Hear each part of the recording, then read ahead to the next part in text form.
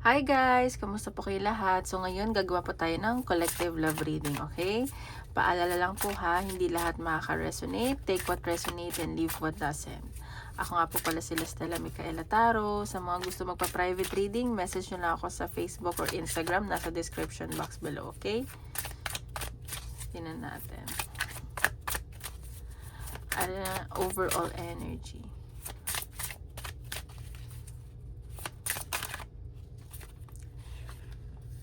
Burn the hoodie, keep the lesson. Souvenirs from heartbreak don't age well. So, sinasabi dito, yung iba dito, gusto na mag-move on. May mga nire-release kayo something from the past. Yung mga sakit. Basta yung, alam mo yung, umalis na kayo sa comfort zone ninyo. Ayan. So, yung mga memories, tinatanggal nyo na yan. Kahit namimiss nyo na, or kung ano man yan. Alam mo, may binibuild kayo sa sarili mo na empowerment. Yung mga babae, ganyan. Basta, mo na, sinusunog mo na ang lahat. Ayan o, siguro dito mga fire sign, yung mga nanonood, Aries, Leo, Sagittarius, ayan. So, ano ka na, desidido ka na burahin ng mga nakaraan. Lahat yan, sa career, sa love life, in general, ayan. Ito yung overall energy. So, tingnan natin, ano ipapakita sa love life ng collective reading.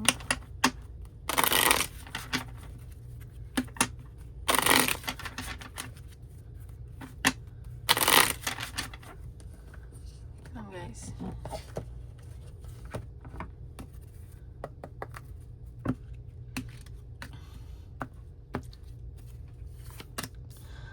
Okay, so yung iba dito, siguro wala kayong masyadong pag-usap ng person mo, o yung iba dito na i-involve sa chismis, ganyan. So, ayan.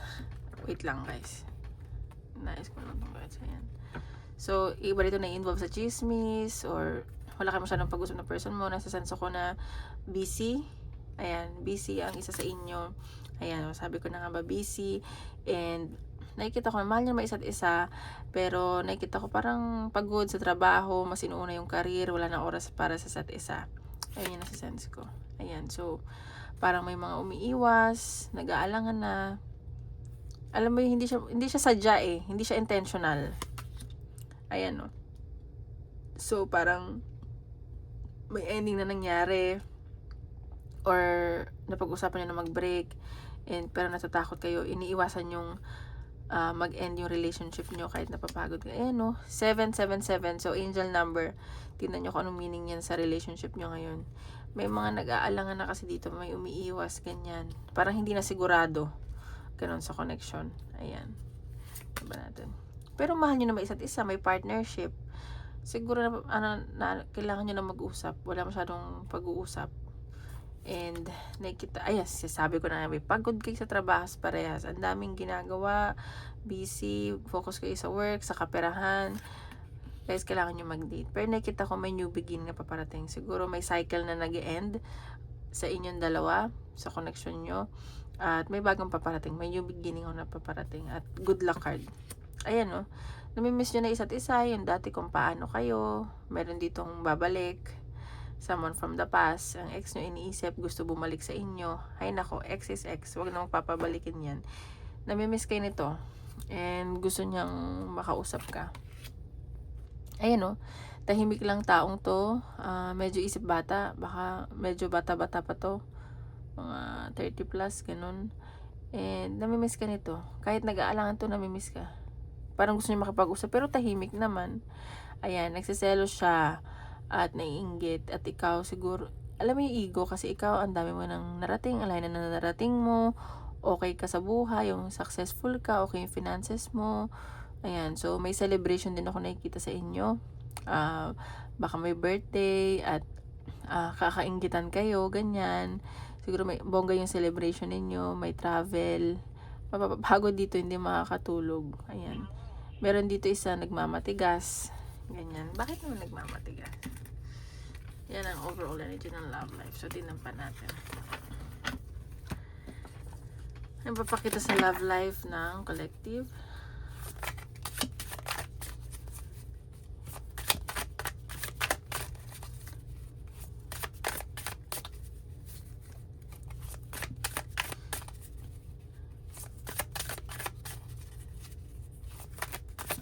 Uhus lang.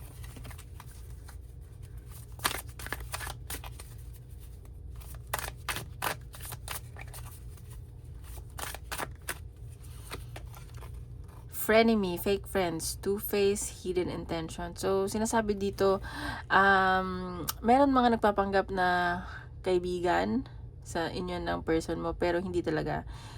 Mga hindi nagpapakatotoo to, mga taong to, kunwari kaibigan pero pinagchichismisan kayo. So, mag-ingat lang kayo. Hindi lahat ng taong mabuti sa harap nyo ay totoong tao. Ayan no, may mga hindi magandang intensyon tong mga taong to. So, mag-ingat lang. Wag nyo i-share palagi.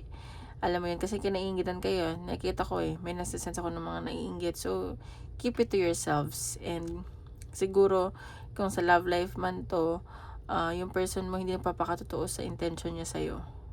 Or may iba pang involved dito. Ayan, so mag-ingat ka pa rin. Ayan no, may makikita kang evidence may ma-expose dito. So, ayan, tignan mo.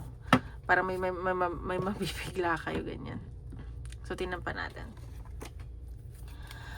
Anong nafe-feel sa'yo ng person mo?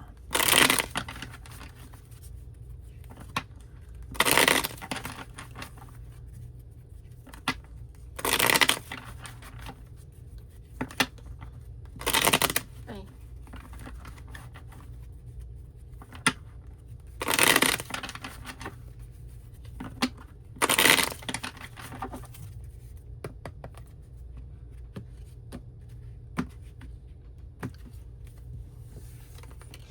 Okay, itong person mo, very passionate to sa'yo. Alam mo yung ang hot mo tignan sa paningin niya. Sobrang passionate itong taong to. Lagi ang iniisip. Gusto niya na magkita kayo, mag-date kayo, mag-travel. And ayun, may nasa-sense nga ako na celebration dito. Baka mag-celebrate kayo with friends. May magbo-birthday, party, farewell, ganyan. Mag-enjoy kayo dito. And nafe-feel niya na gusto niya na i-celebrate kayo palagi. And nakikita ko dito na itong person mo, strong yung personality niya, and sa'yo siya kumukuha ng lakas ng loob, ganyan, sa mga pinagdadaan niya sa buhay. Ikaw ba yung lakas niya?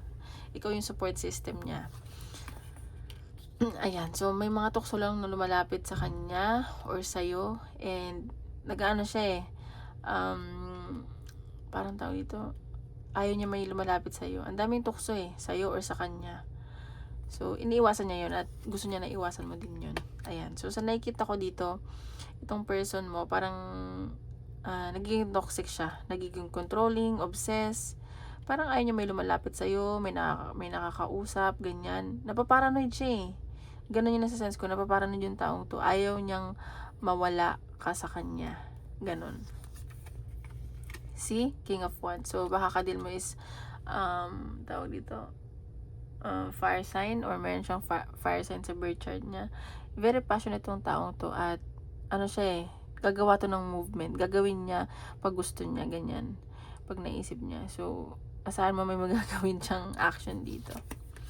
Ayan, Chariot. So, may success ako nakikita and may mga siguro bibili ng sasakyan or nag-iisip may pag-travel. And sa nakikita ko din na tawag dito, parang may mabilisang action gagawin yung person mo. Wait lang guys. So, ayan. Ay! Wait lang. At nakikita ko din na alam mo yung determinado tong taong to. And gagawin niya lahat. Parang may gagawin siyang action na parang may i-clear siya, ganun. May i-clear siya sa relationship niyo. Sorry, may tinignan lang ako. So, 3 of Wands. So, meron ditong pag-travel and may pagkikita may siguro may lakad kayo ng person mo and nakikita ko din na nag-aantayan kayo. Ano ba yung inaantay nyo? Siguro may inaantay kayo na kontrata or travel. May magbubuk ng ticket dito. Alam mo yun, yung kung saan kayo pupunta. Basta may pag-travel Ayun may victory, may success. And sa nakikita ko itong person mo, inaantay ka lang niya palagi. At gusto niya, kahit na marami nagkakagusto sa'yo, mahal na mahal ka nito. And nagiging matalino din to. Lahat nito iniisip, ganyan. Basta gusto niya lahat ng action na gagawin niya. Ayaw niya magkamali. Nasa sense ko, ayaw niya magkamali. Ayan o. So, parang nag-burst yung, alam mo yung bigla siya nagbago. Alam mo yung naging obsessed siya bigla sa'yo, naging possessive. Tapos parang nagulat ka na din. At, ayan. So, baka ligawan ka nito ulit, or i-date ka. And, feeling niya marami nagkakagusto sa'yo. Ayan. So, marami naman talaga feeling mo, kung nasa siya marami nagkakagusto, marami talaga nagkakagusto. And baka bigyan ka niya ng regalo, ganyan. At manasasansa kung may nagkakagusto pa sa'yo. Tingnan natin ang nafe-feel mo sa person mo.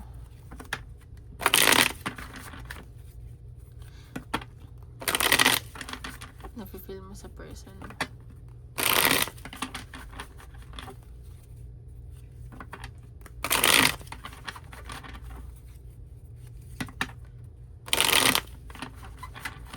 Nafe-feel mo sa person mo.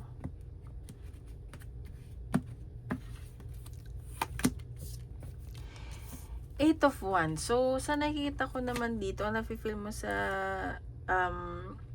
person mo is passionate ka rin naman sa kanya. Gusto mo mag-travel kayo, ganun. And nakikita ko din na marami kang plano sa relationship nyo. And nakikita ko na gusto mo yung, siguro fire sign ka, gusto mo yung bigla-bigla, yung, alam mo yung fast pace, kailangan ganto. Hindi kayong, wala kang patience. Ayan. So, ang sinasabi dito is, parang, gusto mo na, alam mo yung medyo intense yung relationship. Ganun yung nasa sense ko na gusto mo. Ayan. So, 10 of Pentacles. Ito na feel mo. Ito na yung magiging, gusto mong siya na yung makatuluyan mo, i-build yung family with him, and pang long term na. Nakikita mo siya as pang long term relationship na or someone. Magkakaroon kayo ng happy family. Pero ikaw, nagiging matalino ka, or siya, parang lagi siyang galit, feeling mo lagi siyang galit, lagi siyang upset. So, ayan, yun lang yung siguro yung red flag niya, mainitin ang ulo. So, baka air sign to. Ayan, mahal nyo na may isa't isa, may partnership, at nakikita ko na, alam mo yung masaya naman kayo isa't isa. Ayan, masaya kayo isa't isa. And, namimiss mo siya, dating siya, or someone from the past, may nakakamiss sa'yo, at may nag-iisip din dito sa'yo na medyo mas bata pa sa'yo. Ganyan. So, sino ba to? Baka kababata mo to. And ikaw, gusto mo i-work out lagi yung relationship nyo. Kung may magkamali man, gusto mo i-work out. And sa nakikita ko dito na busy ka rin sa trabaho, ang dami mong ginagawa, at sa mga susunod na araw, magiging busy ka. Ayan, magiging okay din kaperahan mo. And alam mo, gusto mo magkaroon ka na ng anak dito sa taong to. So, ingat lang kasi may nakita din akong pregnancy. So, mag-ingat pa rin. Ayan. Ayan, 9 of Pentacles. So, ikaw din, nagiging practical ka when it comes to your relationship. Hindi mo laging ginagamit ang puso mo. Siyempre, kailangan din gamitin ng utak, hindi laging puso. Ayan. May nakita ako dito na stability when it comes to your relationship with this person, your connection. And sa nakita ko, mayroon kayo mabibili na pantagal nyo ng pinapangarap. At tuloy-tuloy yung pasok ng pera din nyo. Ayan. So, ayan. Ang nagpapadalawang isip lang sa'yo is yung pagiging mainitin niya ng ulo, yung irritable siya, ganyan. So, ayun. Pwede naman mabago yan o tanggapin mo. Ayun. Judgment. So, nakikita ko dito, parang pinangarap mo tong taong to eh. Alam mo yun. And, matagal mo siyang hiniling. And, ito na siya. At kailangan mong, may kailangan ka din, kahit hindi naman dahil mahal mo, may kailangan kang gawing awakening sa sarili mo. And yun nga, siguro may mga kailangan baguhin for the better, and then make peace with the past, and i-let go mo na yun, ganun. Okay, so the world. So dito meron ako nakikitang pag-travel sa inyo. Ayan, at talagang kinalimutan nyo na yung past ninyo, at meron akong success na nakikita. And etong relationship na, connection na nasa iyo ngayon is nagdadala talaga sa iyo ng happiness and fulfillment. Ayan. So, baka, na kayo, nagbabalak na kayo ng next step. Pa natin, ayan. Knight of Swords. So, itong taong to, or ikaw, Knight of Swords, nagiging matalino ka. Alam mo yun, parang may gagawin kang action na parang mabilisan. Hindi ko alam kung ano yun. So, ayan, parang, may maghahabol sa'yo, ganyan. Parang may maghahabol, ganun. Hindi ko alam kung ikaw or siya or someone from the past may maghahabol sa'yo. Oh my gosh. And sa nakita ko, siguro ikaw ay very impatient. Ayan. So, mag-ingat ka pa rin sa mga, siguro nga, gusto niya na i-take your relationship niyo to the next level. So, maging, ka lang, mag-iingat. Siyempre, don't jump into relationship or something commitment na mabilisan. Ayan. So, tingnan mo pa rin yung needs mo, yung wants mo before you commit. Okay? So, ayan. Tingnan natin.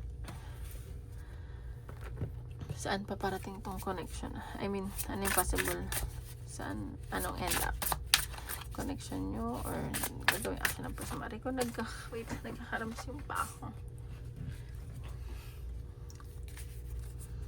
Tingnan pa natin. The Hermit. So, ayan, meron mag-isolate dito or gusto mag-isolate, gusto mo na mapag-isa. So, overall energy ng person, may connection. Ano pa natin?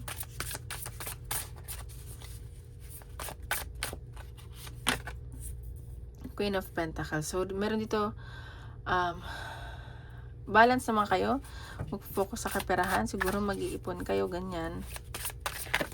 Ay, 5 of Cups. So, 8 of Wands. So, may pag-travel talaga. Ayan. And, may nilalet go na someone from the past. Ayan.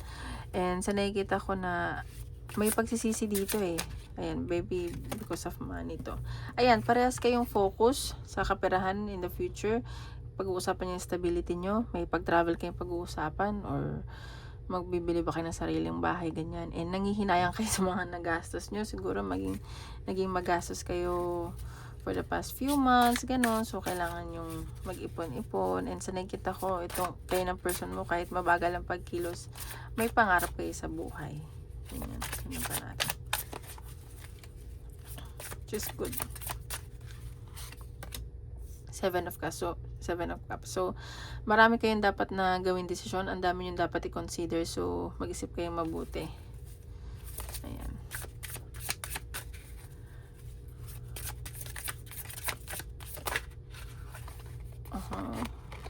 Page of Pentacles. Ayan o. Magsa-start kayo from the bottom. And sa nakita ko talaga, ayan. So, meron kayong kailangan pag-desisyonan. May pag-travel. Uhu. 1 second. Ayan, page of Wands. So, merong communication message na paparating. Ayan. So, sa nakikita ko dito, ayan. Kayo yung support system nyo yung isa't isa ng person mo. Sa isa't isa kayo kumukuha ng lakas ng loob. Ayan. Well, that's good. Tingnan pa natin. Papakita sa love life. What's the tea?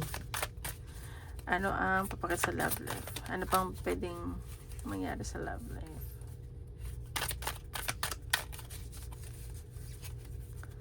Ang hirap para pag malaki yung cards. Scarcity tactic. So, sa nakikita ko dito, baka may mga nagiging sarcastic, makipag-usap, ganyan. So, pagpasensyahan nyo na lang. And meron dito may mga nag-i-stalk. May nag-i-stalk sa inyo or kayo itong nag-i-stalk. Ayan. Yun. Alam mo, may nasasense ako may nagkakagusto sa'yo. Parang nahuhulog yung loob niya na nagiging komportable siya sa'yo. Pero, nakatingin lang siya. Hindi niya sasabihin to. Ayan. Parang kung makipag-usap siya sa'yo is very sarcastic. Ayan, no? And sa nakikita ko dito, may screenshot kayo makikita, may mga screenshot, ganyan. Ayan. So, tingnan natin sa career, general or pera ng collective.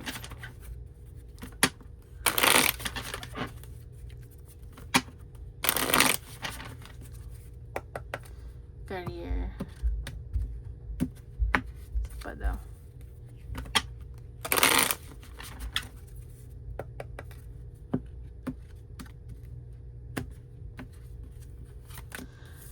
Sa career, meron dito isang lalaki na tinitignan ka.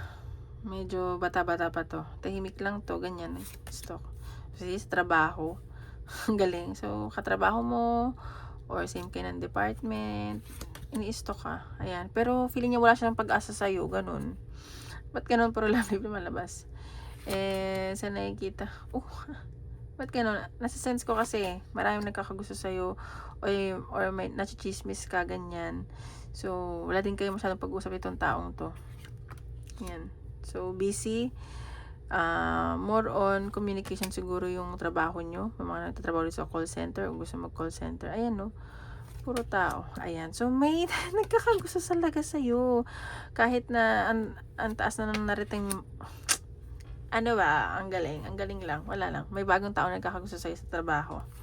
Pero, sabi niya, may karelasyon ka na, kaya umiiwas tong taong to. Ka-work mo to. Ayan. So, baka lang wala din daw mag-end up. Baka wala din mangyari. Ganyan. So, ayan, nakikita ko. May pag-aaway ako nakikita. Hindi maaway. Like, alitan when it comes to travel. Baka yung work mo is about travel. Ganyan. Mga kaibigan. Ganon. So, ayun lang naman nakikita ko sa career. Gandang-ganda sila sa'yo. So, more on kailangan mo daw pang makipag-usap. Tingnan natin advice ni universe. Advice ni universe sa collective. Yeah, be unstoppable. So, wag ka daw panghinaan ng loob. Feeling mo hanggang dyan ka na lang, hindi yun. Marami pang opportunity paparating sa'yo. Huwag kang susuko. Ayan. So, alam mo yun. Yung the fire in you. Ganon. So, kaya mo yan. Sinasabi dito, this is your season. So, ayan. Siguro ang dami mo na pinagdaanan. Marami pang opportunity paparating talaga sa'yo. Huwag kang wala ng pag-asa. Yung sinasabi dito. Huwag kang mag-give up. Lagi maging positive ka lang, ganyan. Alam mo, meron dito ibang mga divinely guided. Tingnan natin.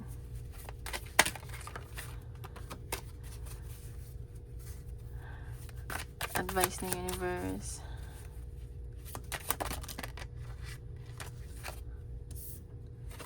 Cloud of unknowing. Float on the clouds of the unknown. Surrender to the mystery and embrace the sacred within. So, ayan. So, isurrender mo lang kasi ang dami mong katanungan eh. Alam mo yun, parang paano to, paano ganyan, paano pag hindi, ang dami mong what if, ang daming paano pag hindi nangyari to, paano hindi naging successful, ganyan. So, tanggalin mo yan. So, maniwala ka lang doon sa sarili mo. Okay? And, wag kang susuko. Marami pa. Life is short. Ang dami pang pwedeng mangyari. And maging masaya ka lang. So, ayun lang guys. Maraming salamat po.